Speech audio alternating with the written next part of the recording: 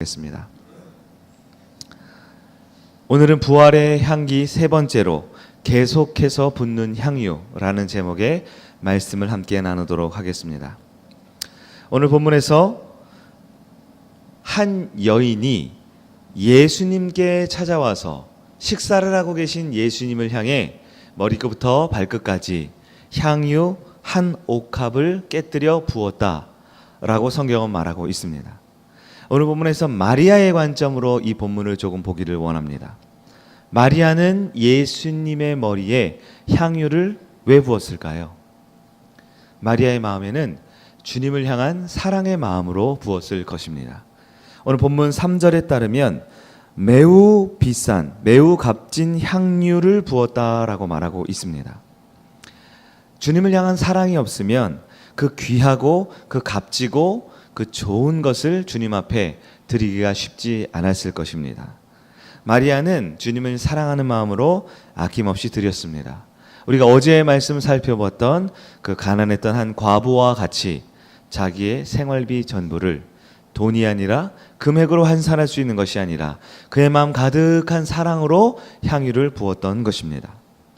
그런데 오늘 본문에 따르면 이 모습을 보고 주변에 있는 사람들이 여인을 보고 화를 내기 시작합니다. 소리를 쳤습니다. 어떻게 그렇게 값지고 좋은 것을 아끼지 못하고 잘 활용하지 못하고 허비할 수 있느냐? 그러자 이 마리아는 계속해서 예수님을 향해 가지고 있었던 전부를 다 부었다라는 것이 오늘 말씀의 이야기입니다. 당시 이스라엘 문화적 배경으로는 이 여인들이라고 할 때 여인들은 남성들에게 종속되어 있었던 존재들입니다. 남자들의 말을 거부하고 계속해서 하던 일을 계속한다? 이것은 쉽지 않은 일이지요. 예수님의 머리에 향수를 뿌리듯이 한 방울 두 방울 이렇게 뿌린 것이 아닙니다. 가지고 있었던 이 단지 항아리 전체를 깨뜨려 머리끝부터 발끝까지 그 기름을 발랐던 것입니다. 정성껏 발라야지만 머리끝부터 발끝까지 모든 몸을 다 적실 수가 있습니다. 어떻게 여인의 몸으로 많은 사람들의 반대와 비난에도 불구하고 계속해서 그 향유를 바를 수 있었을까요?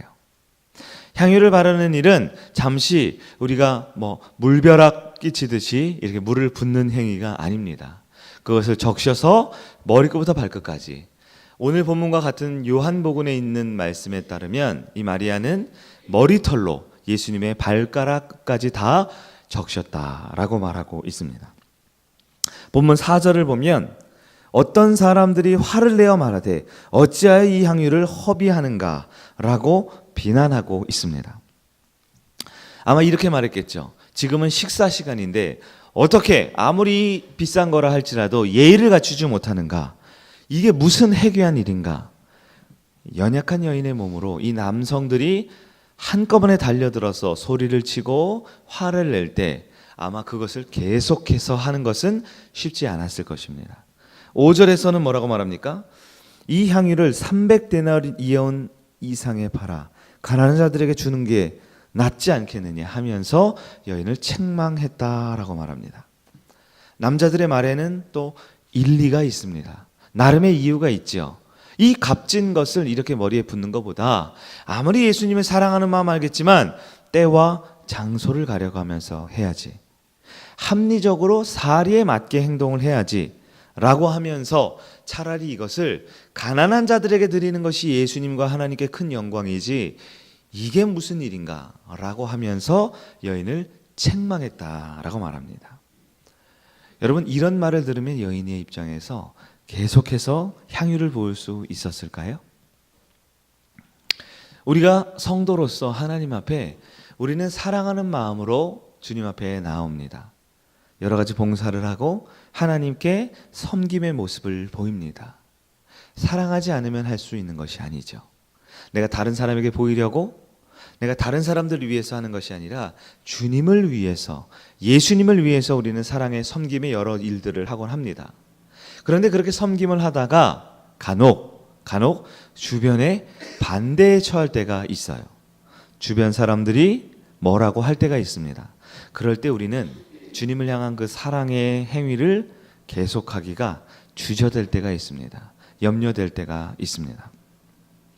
저에게 딸이 있잖아요. 또 딸 이야기를 할 텐데, 제 딸은 아빠를 사랑하는 마음으로 주로 무엇을 하냐면, 아직 어리잖아요. 그래서 집에 있는 색종이 같은 데다가 이렇게 볼펜으로 그림을 그려요.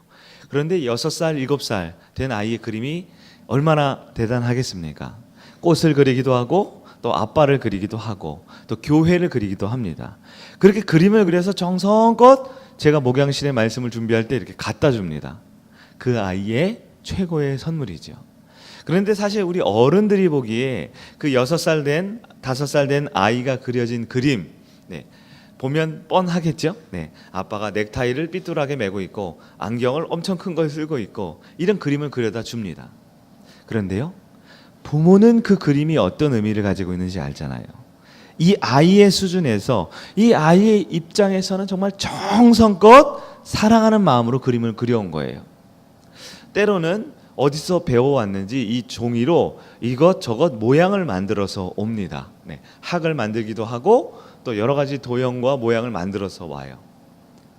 아마 남들이 보았을 때 그것은 아마 6살, 7살 된 아이가 고사리 같은 손으로 이렇게 저렇게 만든 것이지만, 그 아이를 사랑하는 부모 입장에서는 너무나 소중한, 너무나 사랑스러운 물건이 아니겠습니까?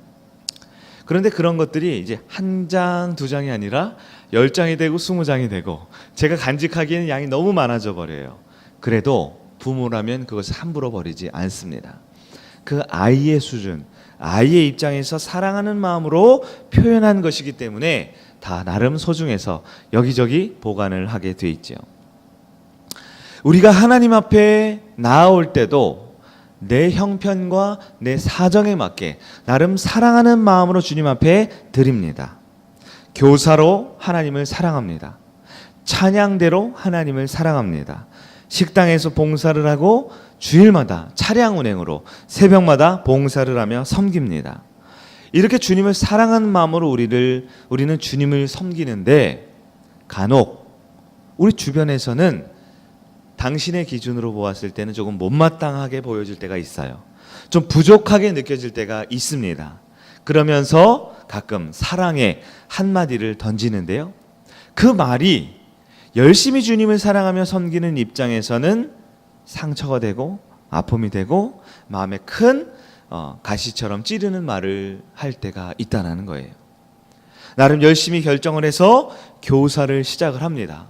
그런데 몇몇 주변 사람들이 아니 교사가 이러면서 지적하는 말을 던질 때 우리는 그 마음에 상처를 입어요. 우리가 찬양팀을 하고 예배를 섬기는 자리에 있습니다. 그런데 날 위한다고 하지만 찬양팀은 이래야 돼, 예배를 섬기는 사람은 이래 해야 돼 라고 한두 마디 말을 던질 때 우리의 마음에 상처가, 비수가 꽂힐 수 있는 거죠.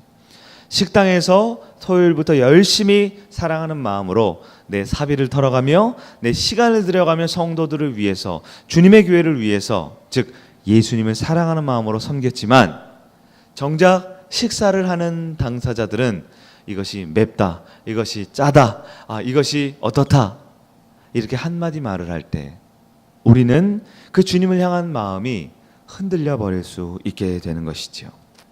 여러분 어떠십니까? 주님을 사랑해서 이 성일교회를 하루하루 세워가고 있지만 그런 사람들의 비난과 공격과 내 마음을 아프게 하는 말을 들을 때 우리는 그것을 그만하고 싶을 때가 있지요. 멈추고 싶을 때가 있습니다. 내가 누구를 위해서 이것을 하는가라는 생각이 들 수가 있다라는 것이지요. 여러분, 주님을 향한 사랑이 흔들리면 그 사랑을 계속하기가 쉽지 않은 것이 우리 인간의 모습입니다. 그러나 오늘 성경에 따르면 예수님께서는 어떻게 하셨습니까? 예수님께서는 그 여인에게 붓던 향유를 계속해서 붓게 만들어 주셨습니다. 끝까지 그 향유를 다 붓도록 하셨습니다. 사람들은 비난을 하고 공격을 하지요. 때로는 화를 내고 이것은 비합리적이다, 이것은 옳지 못하는 행동이다 라고 소리를 지릅니다. 하지만 주변의 어떤 시선과 주변의 어떤 눈빛에도 불구하고 마리아는 주님을 향해서 끝까지 그 향유를 계속 붓게 되었다라고 성경은 말합니다. 왜 그랬을까요? 왜 마리아는 주변 사람들의 말에도 불구하고 자신이 준비한 향유를 끝까지 부었을까요? 그것은 바로 하나님께서 마리아의 마음에 주님을 향한 사랑을 가득 담아 주셨기 때문입니다. 주님을 향한 그 뜨거운 사랑의 마음이 가득했기 때문에 주변의 그 어떠한 말에도, 주변의 그 어떤 상황에도 마음이 흔들리지 아니하고 주님을 향한 그 사랑을 끝까지 표현할 수 있었다라는 것입니다. 여러분, 하나님께서는 성도가 주님을 사랑할 때 그 사랑의 표현이 조금 서툴러도, 주님을 향한 그 사랑의 표현이 조금 부족해도 먼저 난 자, 먼저 배운 자, 먼저 믿은 사람들의 모습에 보기에는 조금 비합리적이고 조금 모순이 있을지라도 하나님을 향한 사랑이 조금 엉뚱해 보여도 주님은 그 사랑의 마음을, 그 중심을 아주 큰 가치로 여겨주신다라는 것입니다.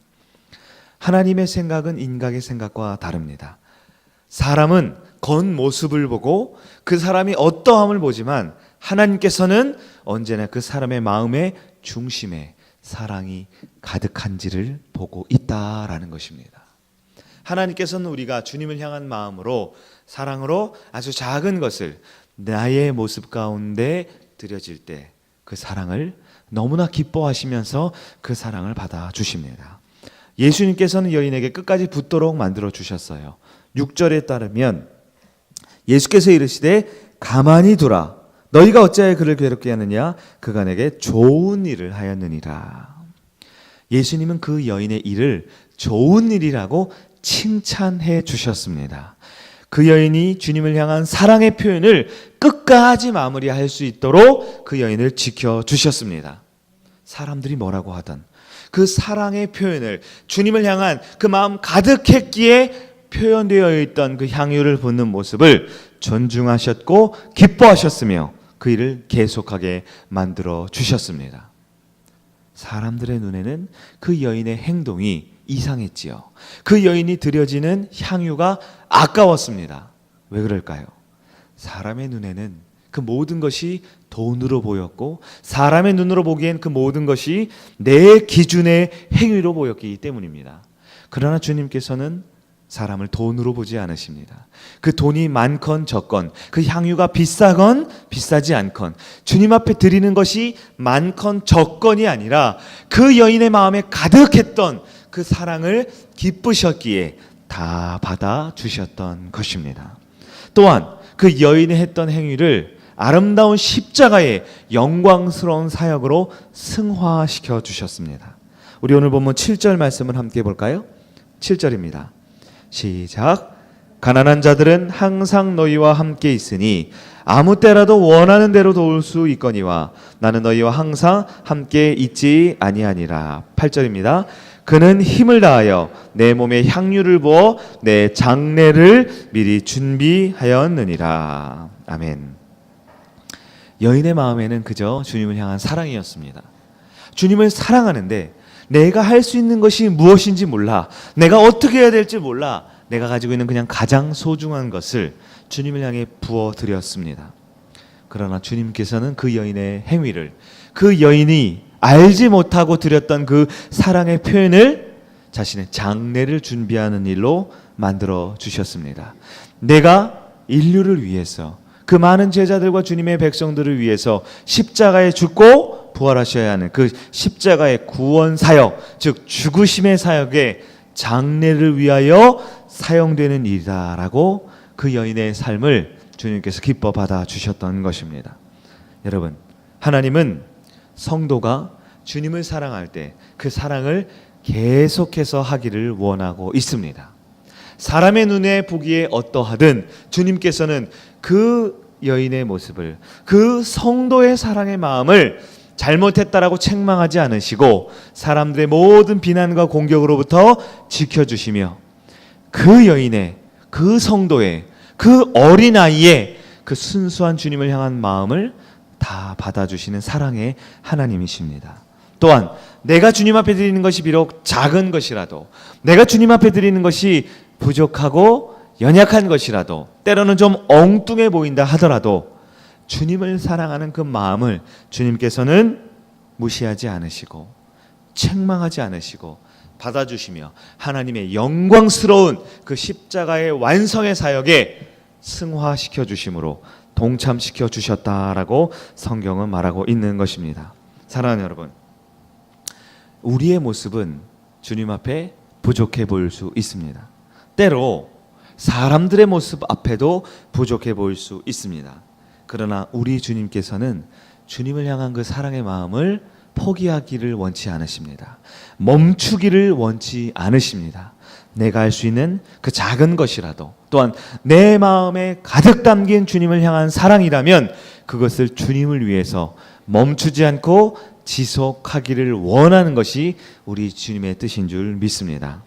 여러분, 우리가 교회에서 여러 봉사와 사역과 현장 가운데 때로 내가 그 일을 지속하기 힘든 상황이 벌어질 때가 있습니다.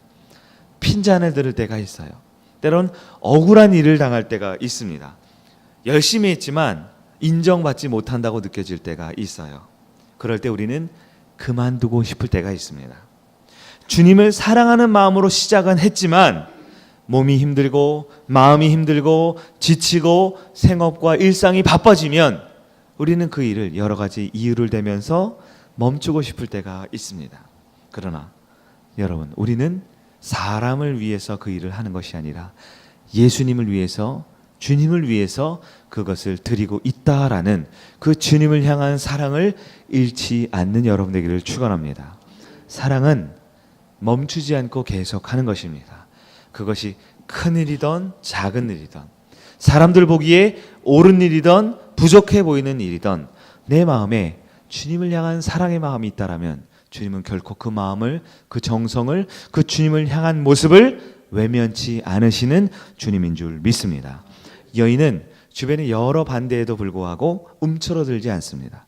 눈물 지으며 나 이제 그만할래 라고 도망가지 않았습니다. 사람들을 피하지 않았습니다. 나에게 주어진 사명을 멈추지 않았습니다.